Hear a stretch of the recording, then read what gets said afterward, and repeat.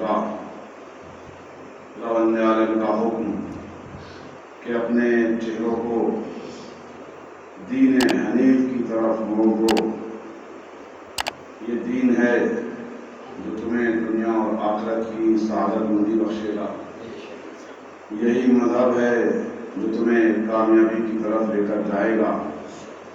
یہی مذہب ہے جس سے اگر تم متمسک رہو گے تو دنیا میں بھی عزت پاؤ گے اور آخرت میں بھی عزت پاؤ گے.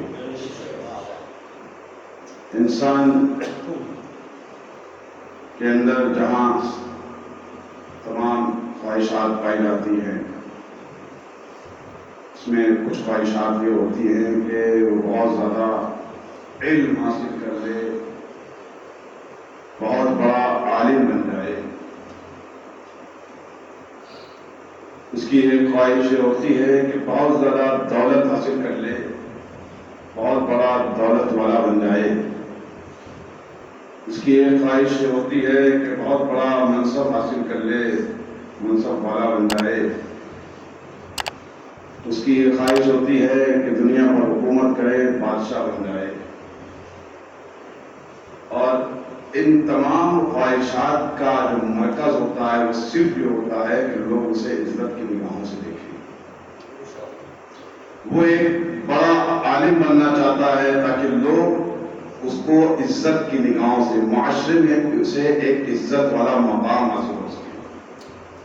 وہ بہت بڑا بادشاہ بننا چاہتا ہے تاکہ اپنے حکومت کے لوگوں کے دلوں میں اپنی عزت پیدا کر سکے. بہت بڑا منصب حاصل کرنا چاہتا ہے تاکہ اس منصب کے ذریعے سے لوگ اسے عزت کی نگاہوں سے دیکھیں, مقام عزت پر بیٹھا لیں اس کو. لیکن یہ انسان کی خام خیالی ہے کہ عزت جو ہے وہ لوگ دیا کرتے ہیں. لوگوں کا کیا ہے کہ جب آپ چہرے پہ رہتے ہیں تب تک آپ جناب سے بات کرتے ہیں اور پیٹھ موڑتے ہی برائیاں شروع کر دیتے ہیں. کیونکہ حقیقی عزت وہ رب العزت دے سکتا ہے جس کے عزت جو ہے حقیقی عزت ہے. رب العزت ہی عزت کو ادا کر سکتا ہے. جس کی اپنی کوئی عزت نہ ہو وہ دوسروں کو عزت کیسے ادا کر سکتا ہے؟ کیونکہ کسی چیز کو دینے کے لیے وہ چیز انسان کے پاس خود ہونی چاہیے. کہتے ہیں کہ فاقد الشیء لا یعطی الشیء, جس کے پاس جو چیز ہے ہی نہیں وہ دے گا کیسے؟ اگر کسی سے آپ 100 روپے کا مطالبہ کریں گے جب 100 روپے اس کی جیب میں ہوں گے تب تو دے گا وہ. اگر اس کے پاس کوئی چیز ہے ہی نہیں تو دے کیسے سکتا؟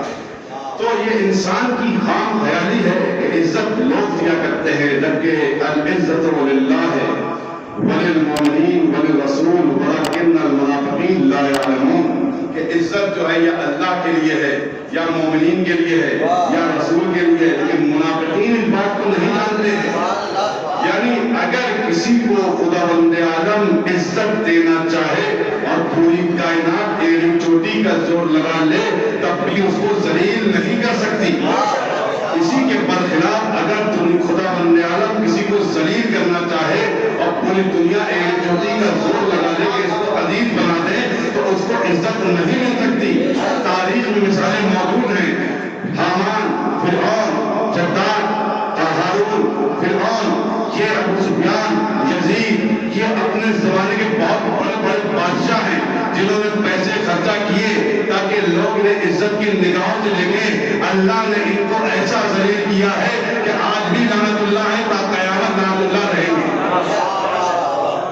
اسی کے مقابلے میں ان لوگوں نے اللہ کے عزیز بندوں کو ذلیل کرنا چاہا تھا. فرعون نے موسیٰ کو ذلیل کرنا چاہا تھا, ابو سفیان نے رسول اللہ کو ذلیل کرنا چاہا تھا, معاویہ نے امیر المومنین کو ذلیل کرنا چاہا تھا, یزید نے حسین کو ذلیل کرنا چاہا تھا.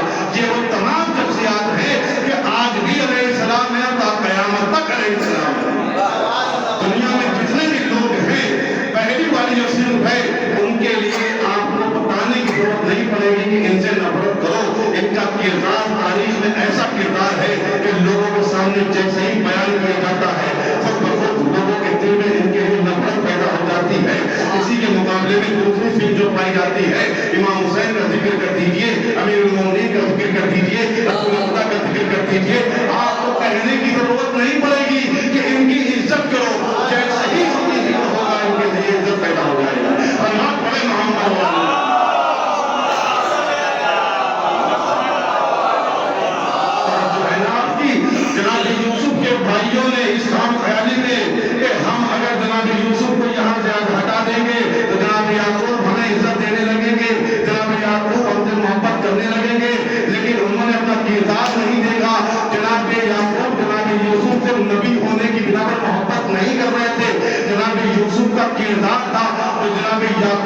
مجبور کر رہا تھا، ان سے محبت کرنے کے لیے، ان کے بھائیوں کا کردار تھا جو ان کو مجبور کر رہا تھا ان سے منہ پھیرنے کے لیے، انہوں نے جناب یوسف کو کنویں میں پھینکا تھا تاکہ جناب یعقوب ان سے محبت کرنے لگے، یہ دنیا میں جناب یعقوب کے لیے نفرت کا سبب بنے، ادھر جناب یوسف عزیز اللہ بھی بنے اور عزیز مصر بھی بنے، اللہ کے بھی عزیز ہو، عزیز مصر بھی ہو، لہذا اگر عزت کو دے سکتا ہے تو صرف اللہ دے سکتا ہے۔ فرعون نے، ابن زیاد نے، ابو سفیان نے، یزید نے یہ خام خیالی پیدا کر لی تھی کہ ہم ان بنی ہاشم کے لوگوں کو اگر ذلیل کریں گے ذلیل ہو جائیں گے، جس کی خود کی کوئی عزت نہ ہو وہ اپنے بارے میں یہی سوچا کرتا ہے کہ ہم ذلیل ہیں تو پوری دنیا کو ذلیل کر سکتے ہیں۔ یہی ہوا تھا دربار شام میں۔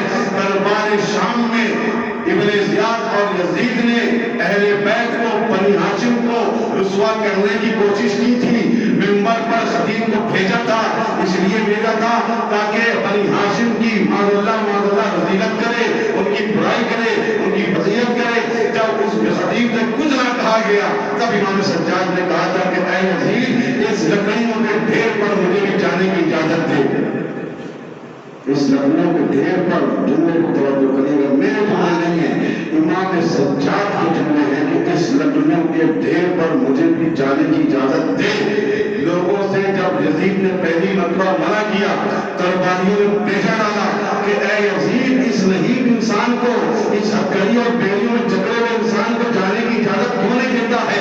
یزید کے ذہنوں میں ابو سفیان اور معاویہ کا زمانہ تھا کہ جب بھی بنی ہاشم کو معاویہ یا ابو سفیان کے سامنے فضیلت بیان کرنے کا موقع دیا گیا تو ابو سفیان کی بھی فضیلت کی، معاویہ کی بھی فضیلت کی، لہذا یہ سجاد جو ہے انہی کے خاندان سے ہیں۔ اگر یہ منبر پر آ گئے نہ صرف یہ کہ امیر المومنین کی فضیلت بیان کریں گے، ابو سفیان کی بھی فضیلت کریں گے، معاویہ کی بھی فضیلت کریں گے، یہ کردار تھا۔ اب جب کہا کہ اس لکڑیوں کے ڈھیر پر جانے کی اجازت دو، اس سے ایک بات سمجھ میں ضرور آ جاتی ہے کہ جس جگہ سے بھی اہل بیت کے فضائل بیان نہ کیے جائیں، اہل بیت کی تعلیم بیان نہ کی جائے، وہ سب کچھ ہو سکتا ہے لیکن منبر نہیں ہو سکتا، وہ سب کچھ ہو سکتا ہے۔ امام سجاد کے جملے ہیں، وہاں پر ظاہری ایسی طرح سے لکڑی کا وہاں پر انوار ہوگا نا، ایسے ہی دینے بنے ہوں گے، لیکن جب تک خطیب اہل بیت کی معاذ اللہ ظاہری طور پر فضیلت کرنا چاہ رہا تھا، امام سجاد نے اس کو منبر نہیں کہا۔ اب جب اجازت ملی امام سجاد کو، اور امام سجاد جب خطبے کس منبر پر آئے ہیں کہ جو ابھی تک لکڑیوں کا انبار تھا امام سجاد کے اوپر بیٹھتے ہی وہ منبر ہو گیا۔ یہاں پر کیا سامنے کھلا کروں کہ یہ پہلا موقع تھا جہاں پر جو دربار بھی یزید کا تھا، درباری بھی یزید کے تھے اور خطیب حسین کا تھا، دربار یزید کا، درباری خطیب حسینی تھا، خطیب حسین کا تھا۔ اب جب منبر پر امام سجاد آئے ہیں، امام سجاد نے خدا عالم کی حمد و ثنا کی، حمد و ثنا کرنے کے بعد امام سجاد نے کہا کہ منا النبی، منا الصدیق، منا الطیار، منا سید نساء العالمین، منا اتحاد الامہ، کہ ہم میں سے نبی ہیں، ہم میں سے صدیق ہیں، ہم میں سے جعفر طیار ہیں، ہم میں سید نساء العالمین ہیں، ہم میں اس امت کے صدق ہیں۔ یعنی امام سجاد یہ کہہ رہے تھے کہ ہم میں نبی ہیں تو تو ابو سفیان کا پوتا ہے جو اپنے زمانے میں سب سے بڑا جاہل ہوا کرتا تھا، ہم میں صدیق ہیں تو یعنی تجھ میں معاویہ جیسا جھوٹا بھی ہے، ہم میں طیار ہے، جنگ موقع میں تیرے دلانے والے لوگ بھی تھے، ہم میں سید نساء العالمین ہے تو تجھ میں ہندا جگر خال بھی ہے، ہم میں اتحاد الامت ہے تو تجھ جیسا یزید ابو سفیان کی حالت ہے۔ یہ امام سجاد نے خطبہ جب دیا، اب جب خطبہ امام سجاد نے دیا، خطبہ دینے کے بعد دربار میں انقلاب پیدا ہو گیا۔ ابھی تک جو لوگوں کو یہ بتایا گیا تھا کہ یہ باغیوں کا لشکر ہے جنہوں نے حکومت کے خلاف خروج کیا تھا، لہذا ان کو قید کر کے لایا گیا ہے۔ اب جب امام نے اپنا تعارف کرایا، تعارف کرانے کے بعد لوگوں کو پتا چلا کہ یہ تو رسول اللہ کے نواسے ہیں، یہ تو اہل بیت کے خانوادے کے ہیں، یہ تو حضرت حسین کے بیٹے ہیں۔ اب جب دربار میں انقلاب آیا، جب لوگوں نے چینی گولیاں شروع کی، یزید کو لعنت و ملامت کرنا شروع کر دی، یہاں پر جو بیڑیوں میں تھا وہ باتیں نظر آ رہا تھا، جو تخت پر تھا وہ قیدی نظر آ رہا تھا۔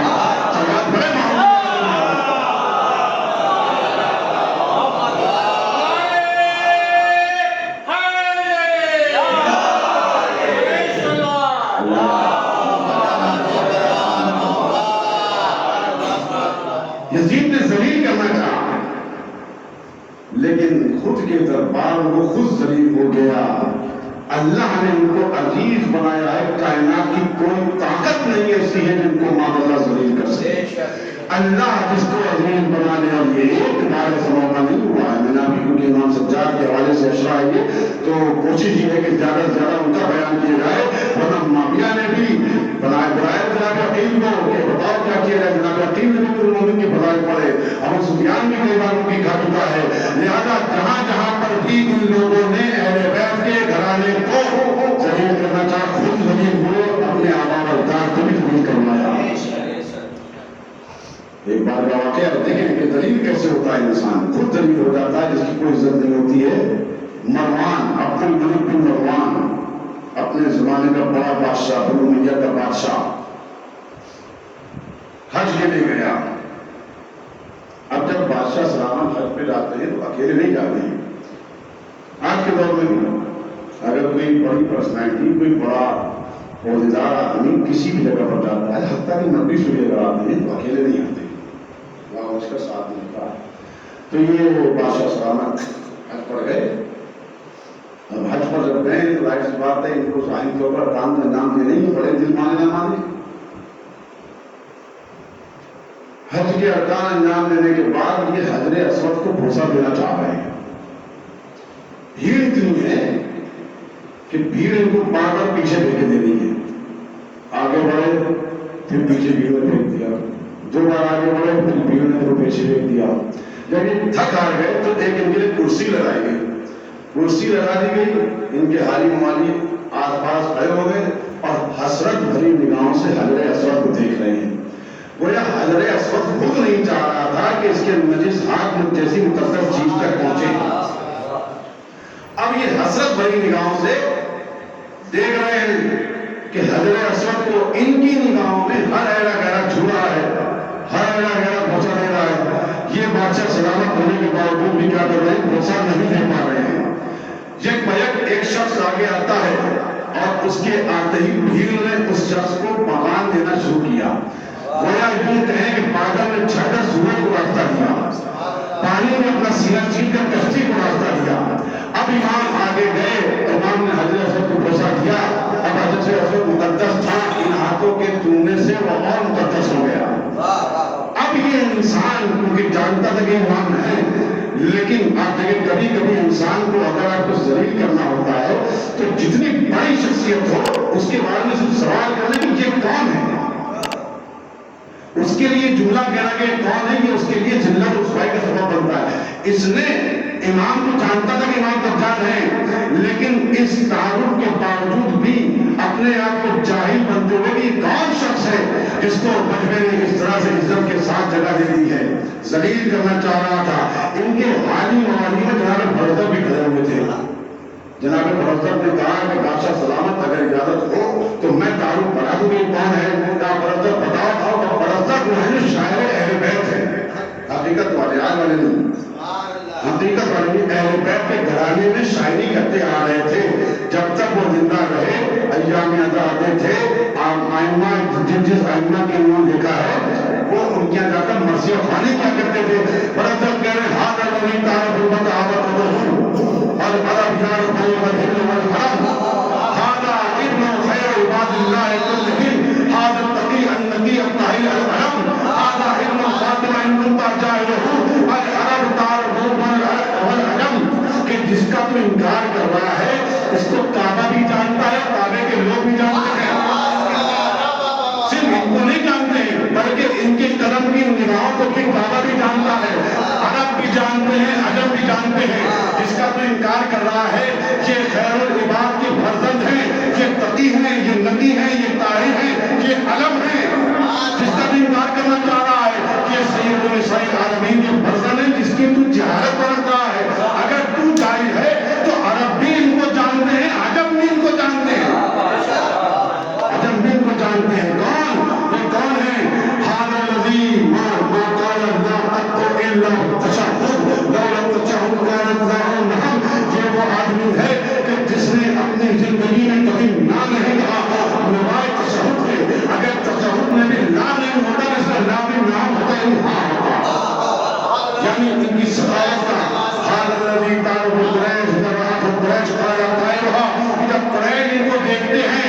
کہنے والا کہتا ہے حال الذی ینتہی الی مکارمہ الکرم، کہ یہ وہ انسان ہے کہ جہاں پر آ کر کرم کی انتہا ہو جاتی ہے.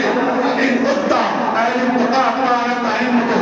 اگر کائنات میں متقی لوگوں کی گنجائش، متقی لوگوں کی اگر عدد گنے جائیں گے تو صرف ان کی اولاد سے نکلنے والے ائمہ ہوں گے. اور قیل من خیر الارض قیل ہم، اگر یہ کہا جائے کہ پوری دنیا میں سب سے بہترین مخلوق کون ہے تو یہی کہا جائے گا یہی ہے، یہی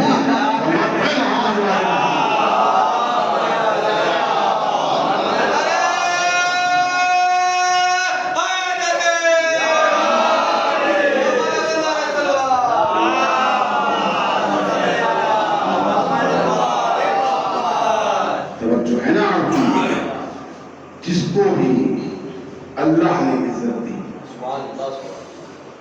وہ کبھی ذلیل نہیں ہو سکتا، یہ ایک قاعدہ دے دیا ہے. اب فرزدر نے جب یہ قصیدہ بیان کیا، دیکھیے حوصلہ چاہیے کہ بادشاہ کے بغل میں کھڑے ہیں، وہ بادشاہ جو اس زمانے کے امام کا دشمن ہے.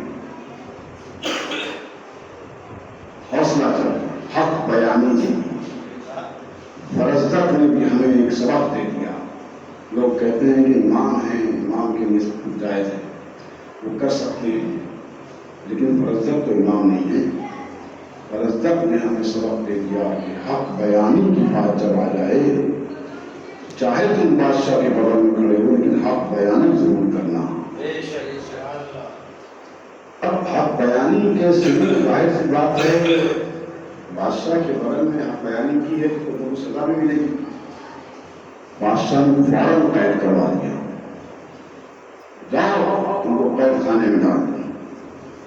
اب جب امام کو پتا چلا کہ میری شان میں قصیدہ کہنے کی وجہ سے فرزدق کو قید میں ڈال دیا گیا ہے، امام نے 10,000 درہم بھجوائے فرزدق کی رہائی کے. فرزدق نے پہلے منع کر دیا کہ نہیں، میں آپ کی محبت میں قید خانے میں رہنا منظور ہے مجھے، لیکن میں یہ 10,000 درہم نہیں دوں گا. امام نے کہا کہ تمہارا امام حکم دے رہا ہے، اس کو لو اور اپنے ہاتھ کو بتا. سبحان اللہ. اس واقعے میں دیکھیں کہ دو چیزیں کہ قوت گویائی اگر دی گئی ہے تو اس کا صحیح جگہ پر استعمال کرو. ٹھیک ہے، تمہیں بادشاہ کے دربار میں رہنا ہے، رہو، لیکن جہاں کہیں بھی اہل بیت کی بات آ جائے، عقیدے کی بات آ جائے، وہاں پر کمپرومائز نہیں کرنا. نتیجے نے ہمیں یہ بتا دیا کہ اگر تم ایمان کے لیے پوری طرح سے ہمیں تن ہمیں جہر امام کی محبت، اہل بیت کی محبت اپنے دل میں رکھتے ہو، چاہے جتنی بڑی پریشانی میں مبتلا ہو جاؤ، زمانے کا امام تمہیں اس پریشانی سے رہائی ضرور دلائے گا. یہ کم پریشانی نہیں تھی فرزدق کے لیے کہ عبد الملک بن مروان جیسے بادشاہ کی قید میں تھے، پریشانی بھی ہوئی نا، لیکن کیونکہ مخلص تھے امام کے، لہذا امام نے قید سے رہائی دلوائی.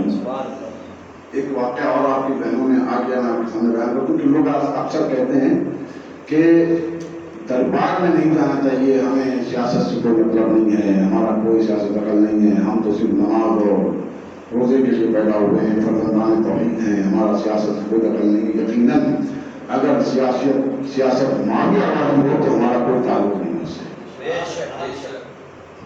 اگر سیاست معاویہ والی ہے، لیکن اگر سیاست امیر المومنین والی ہے، لوگ کہتے ہیں کہ امیر المومنین سیاست، یہ سیاست کا مفہوم دیکھیں آپ کے، آپ اپنے کام کو بھی کرتے ہیں، نہ آپ کی ذات کو نقصان پہنچے نہ آپ کے دین کو نقصان پہنچے. بھئی یہ امیر المومنین کی سیاست نہیں ہے تو اور کیا ہے کہ خلیفہ نہیں ہے، لیکن جب جب بھی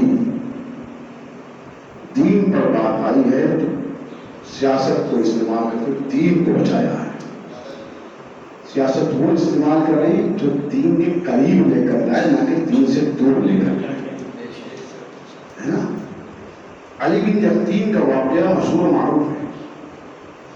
علی بن یقین ساتویں امام کے ساتھی ہیں اور امام نے ریکمینڈ کیا تھا کہ تم دربار میں جاؤ، دربار میں جب رہو گے دو چیزیں تم کرو گے ہمارے لیے.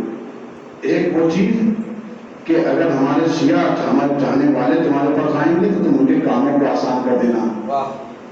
یہ آج کے ان لوگوں کے لیے ہے جو حکمران ہیں یا حکمرانوں کے کسی دائرے میں ہیں، ادارے میں ہیں، یہ ان کے لیے سبق ہے علی بن یقطین کا واقعہ کہ علی بن یقطین کو دو چیزوں کو بھیجا کہ اگر ہمارے چاہنے والے تمہارے پاس آئیں تو ان کی مشکل اور پریشانی کو دور کرنا.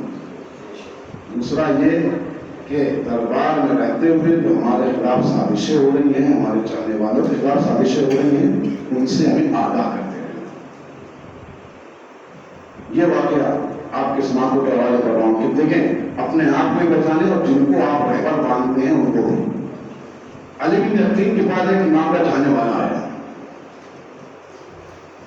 اپنی کسی حاجت کو لے کر. علی بن یقطین کہاں ہے؟ بغداد میں. آیا کہاں سے؟ کوفہ سے. امام کہاں ہے؟ مدینے میں. اپنی حاجت کو لے کر آیا. ممکن ہے علی بن یقطین اپنے کسی کام میں مشغول ہوں اور انہوں نے اس سے ملنے سے منع کر دیا کہ میرے پاس ٹائم نہیں، میں نہیں مل سکتا. ہو جاتا ہے کبھی بھی آدمی فری ہوتا ہے، ملنے سے منع کر سکتا ہے.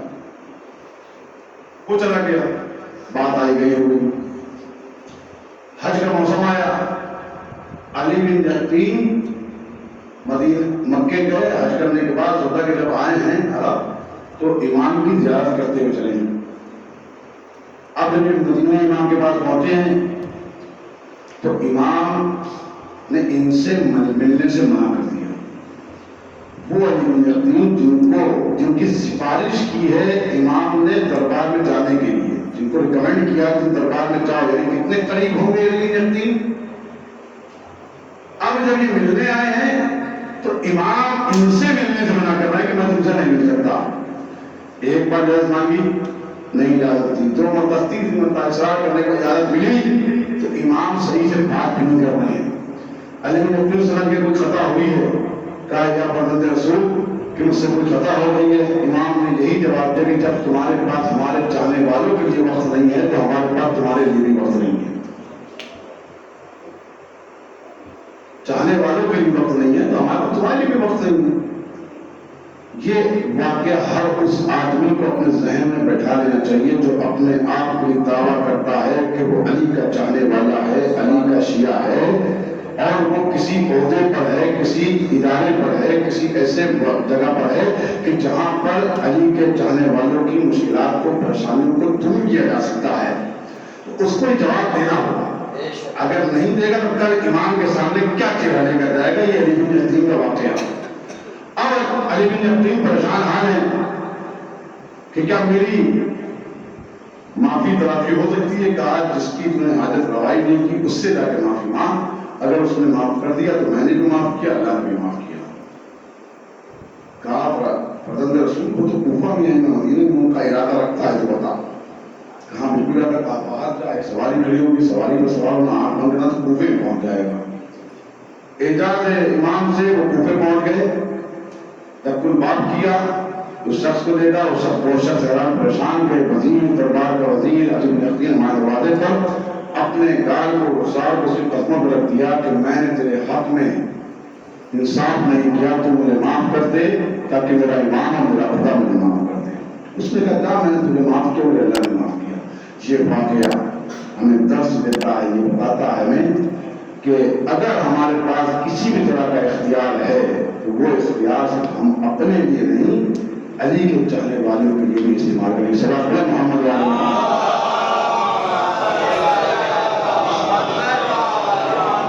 توجہ ہے نا آپ کی. اب امام کے بعد چل رہی تھی، دیکھیں کہاں سے کہاں بات نکل گئی. امام کہ اللہ اگر کسی کو عزت دینا چاہتا ہے تو کسی بھی طرح سے عزت دے سکتا ہے. واقعات بھرے ہوئے ہیں. دربار یزید کربلا میں بھی کئی مرتبہ اصحاب امام حسین کو لشکر یزید نے ذلیل کرنا چاہا، لیکن لشکر یزید کے لوگ اس طرح سے ذلیل ہوئے کہ آج کوئی ان کا صحیح سے نام تک نہیں جانتا ہے. لیکن اصحاب امام حسین کو ایسی عزت عطا کی ہے خداوند عالم نے کہ تا قیامت لوگ ان کو جانتے رہیں گے۔ وجہ کیا ہے؟ یہ عزت کیوں ملی ان کو؟ کیونکہ یہ دین سے متمسک رہے۔ میں نے آپ کو کہا کہ دین کی طرف رخ موڑ دو تو اللہ کے نزدیک عزیز ہو جاؤ، تو پھر تمہیں کوئی عزت دینا دے اللہ ضرور عزت دے گا۔ اس دین سے متمسک ہو جاؤ، یہ دین ہی تمہیں عزت دینے والا ہے، یہ دین ہی تمہیں کامیابی پر لے کر جانے والا ہے، یہ دین ہی تمہیں سعادت بخشنے والا ہے۔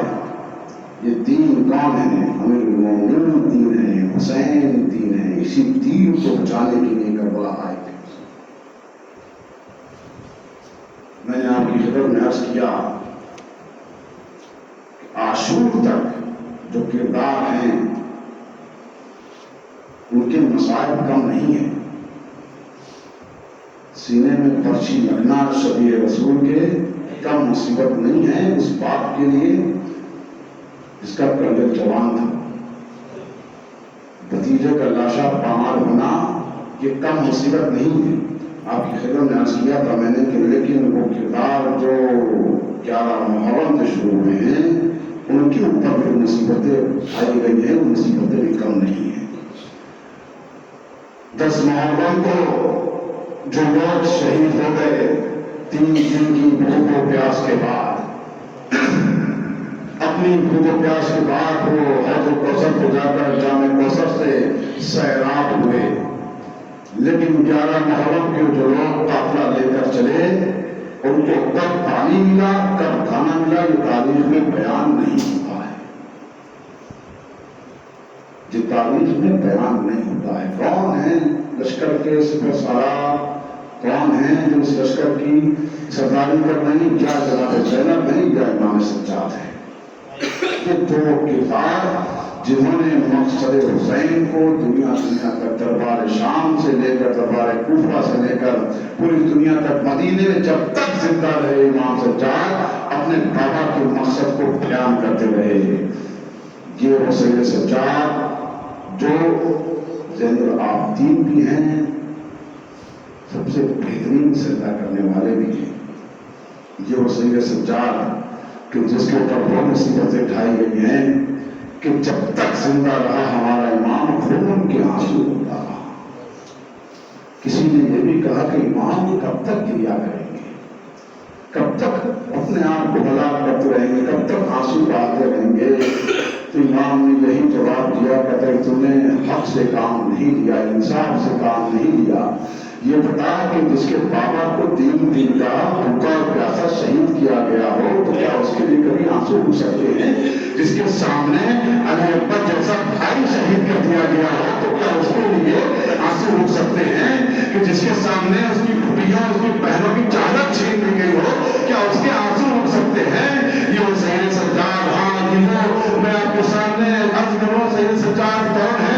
حسین سجاد تاریخ میں 2 شخصیتیں مجھے ایسی ملتی ہیں جن کے بارے میں آپ دیکھیں کہ جو وقت سے پہلے شہید ہو گئے ہیں۔ ہاں وقت سے پہلے کون؟ ایک شہزادی کونین ہے جو جوانی کے عالم میں وہی نظر آتی ہیں، ایک حسین سجاد ہے جو جوانی کے عالم میں وہی نظر آتے ہیں۔ شہزادی کونین جس وقت ان کی شہادت ہوئی ہے 18 سال کا سن بتایا جاتا ہے کہ 18 سال کی سن میں ان کی شہادت ہو گئی ہے، لیکن جب وہ دربار سے گئی تب تو اپنے گھر سے دربار گئی ہے تو صحیح اور سلامت گئی ہے، لیکن جب لوٹ کر آئی ہے تو ضعیفی کا یہ عالم ہو گیا تھا کہ میرے کائنات شہزادی کونین سے پوچھ رہے ہیں کہ اے ضعیفہ آپ کون ہے تو میرے گھر میں آ گئی ہے تو کہتی ہے ابو حسن تم نے مجھے نہیں پہچانا۔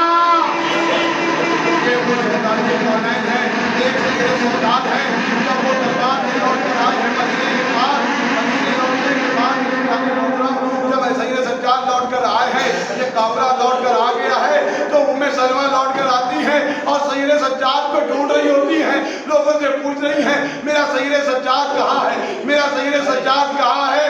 لوگوں نے کہا کہ یہ ضعیف آپ کے سامنے دکھ رہا ہے، یہی سید سجاد ہے۔ ہاں عزیزو ام سلمہ قریب لوٹ کر آئی ہے، میرے بھیا اے سید سجاد یہ ضعیفی کیسے آ گئی؟ اب جب ام سلمہ گلے لگانا چاہتی ہے تو گلے لگانے میں جب کوئی غریب الوطن اپنے وطن کو گلے لگاتا ہے، لیکن سید سجاد ام سلمہ کو پیچھے پھینک رہے ہیں. نانی اماں